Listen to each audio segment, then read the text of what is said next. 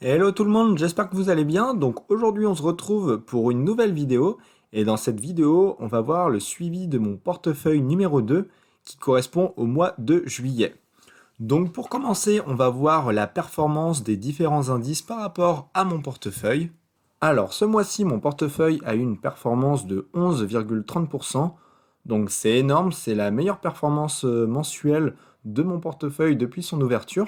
Donc c'est un gros rebond qu'il y a eu de manière générale pour le marché.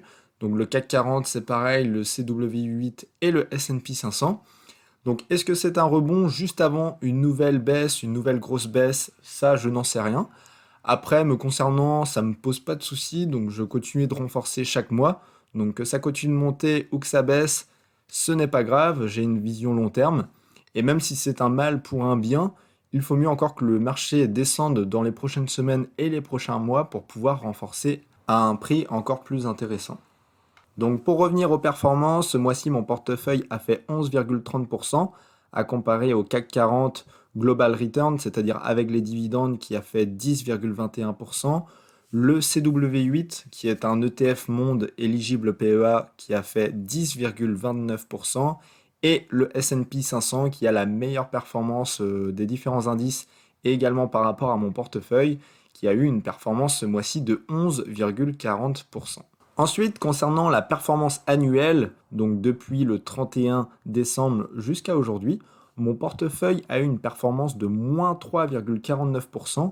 Donc on est toujours dans le négatif, mais on a bien amorti la chute, étant donné que les autres indices sont encore plus bas. Le CAC 40 est à moins 8%, le CW8 à moins 5% et le S&P 500 à moins 4%. Donc pour l'instant, mon portefeuille effectue une meilleure performance que les autres indices, surtout par rapport à quelques actions qui ont mieux performé que l'indice général. Après, ça ne veut rien dire, c'est vraiment pas loin des autres indices, mais on se maintient bien pour l'instant, donc c'est top. Donc maintenant, on va voir les différents renforcements que j'ai effectués ce mois-ci.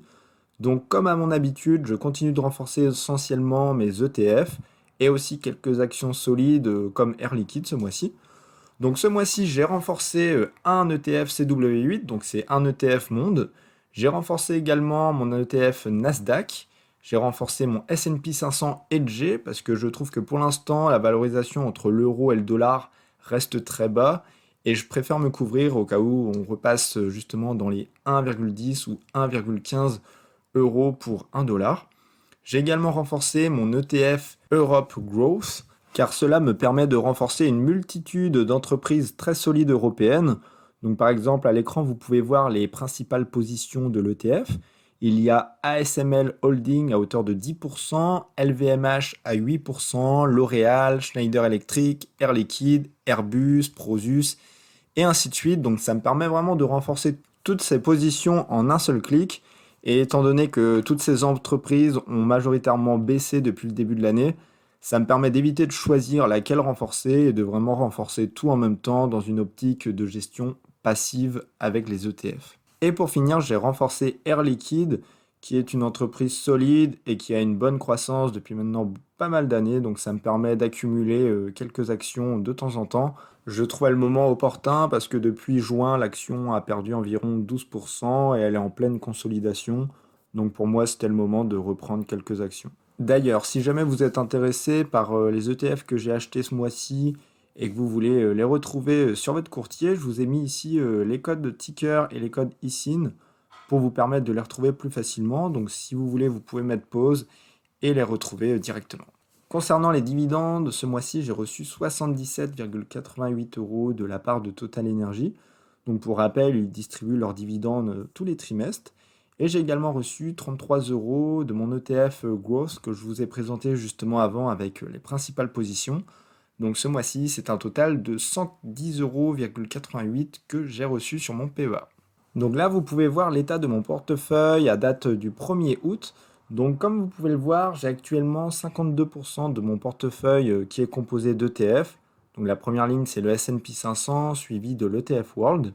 Donc ce mois-ci, mention spéciale à 3 actions. J'ai Alphen qui a eu une performance de 28% en un mois, suivi de Sartorius qui a une performance de 20%, Et pour finir, la meilleure, ASML Holding, qui a eu une performance de 32% depuis le mois dernier. Donc ça a permis vraiment de booster ma performance. Et c'est pour ça aussi que j'ai surperformé les indices comme le CAC 40 et l'ETF Monde. Concernant l'apport sur mon PEA, j'ai un objectif que je m'étais fixé à 500 euros par mois.